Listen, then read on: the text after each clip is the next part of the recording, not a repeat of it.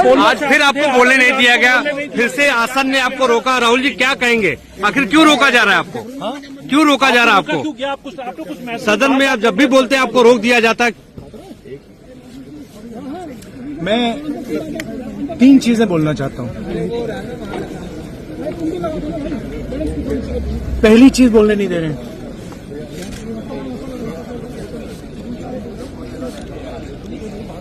मोदी जी घबराए हुए हैं। आपने देखा जो ट्रेड डील जी, जो ट्रेड डील 4 महीने से रुकी 4 महीने से कुछ बदला नहीं। किसी न किसी कारण, जो मैं जानता हूं नरेंद्र मोदी जानते हैं,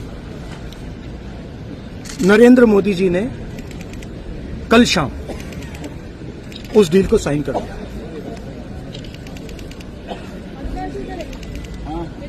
नरेंद्र मोदी जी पर प्रेशर है, भयंकर प्रेशर है। और नरेंद्र मोदी जी का जो इमेज का गुब्बारा है, जो हजारों करोड़ रुपए लेकर बनाया गया था, वो फूट सकता है। इशू ये नारावाने की स्टेटमेंट नहीं है जी,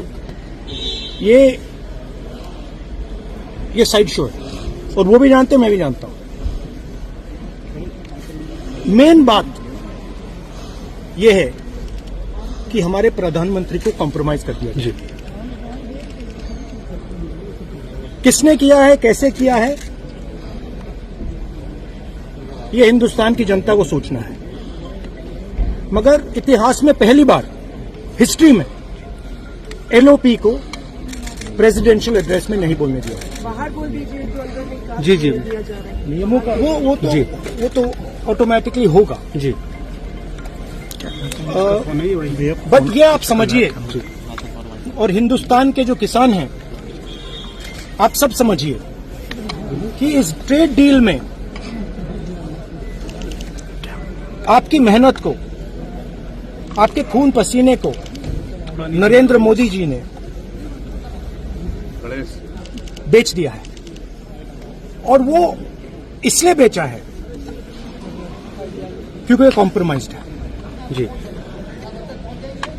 सिर्फ आपको नहीं बेचा है, देश को बेचा है। इसलिए मुझे वहां नहीं बोलने देंगे।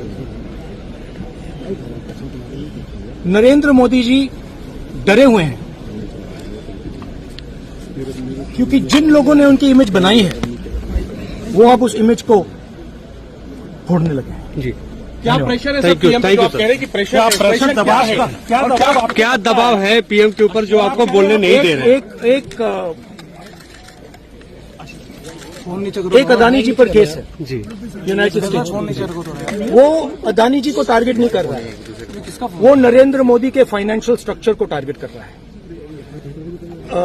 एक वो है जी। दूसरा है एप्स्टाइन फाइल्स। एप्स्टाइन फाइल्स में अभी और माल है, वो अभी रिलीज नहीं हुआ है। इसीलिए इस दबाव में आकर एप्स्टाइन फाइल्स में जो है, जो पूरा देश जानना चाहता है, मगर अभी अमेरिका ने रिलीज नहीं किया है जी।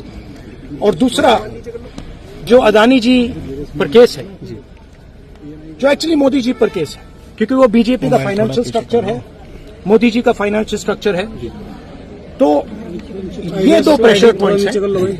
और आप ये बात समझ लो, देश ये समझ ले कि प्रधानमंत्री कॉम्प्रोमाइज है जी। Thank you sir.